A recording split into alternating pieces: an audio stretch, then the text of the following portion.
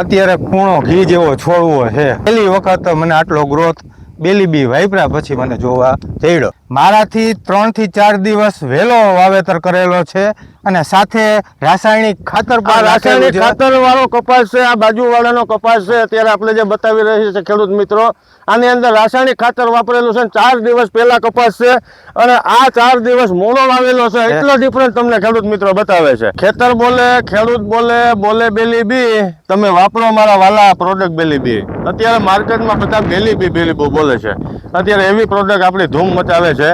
અને આપણે કપાસની અંદર આપણું જે બેલીબી ઓર્ગેનિક ખાતર છે એ કપાસમાં વાપરેલું છે. તો આપણે ખેડૂતના મુખેથી સાંભળીએ કેવું એના ફાયદા છે, કેવું એને પરિણામ મળ્યું છે. આપણું આખું નામ જણાવશો? હરેશકુમાર જયંતિલાલ માકડિયા, કયું પાયાવદર, તાલુકો ઉપલેટા, જિલ્લો રાજકોટ.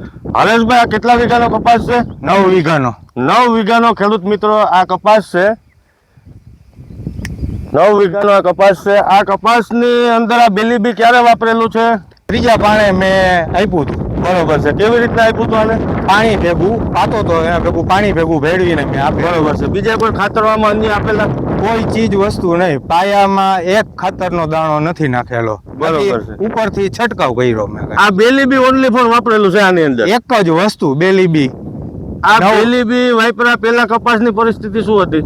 એટલી બધી વૈધ અને ગ્રોથ એટલો બધો હતો નહીં. વાપરા પછી? વાપર્યા પછી તમે જુઓ ખેડૂત મિત્રો, આ તમે જોઈ શકો છો. આની અંદર એટલો ગ્રીનતા છે, એટલો કપાસ એટલો ઊભો છે ગ્રીનરી સાથે. નવી ફૂટ છે, એકદમ લીલોછમ ઊભો છે આ બધા ખેતરની અંદર.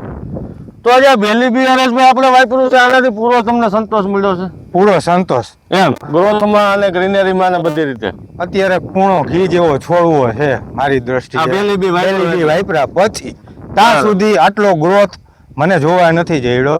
પહેલી વખત મને આટલો ગ્રોથ બેલીબી વાપર્યા પછી મને જોવા જડ્યો. બેલીબી ઓર્ગેનિક ખાતર છે, તમામ પાક માટે ઉપયોગી છે. શાકભાજીથી લઈને આંબા સુધી આને તમે ડ્રીપમાં આપી શકો, છૂટા પાણી સાથે આપી શકો અથવા સ્પ્રે દ્વારા ઉપયોગમાં લઈ શકો. કોઈ પણ અવસ્થાએ તમે વાપરી શકો આને.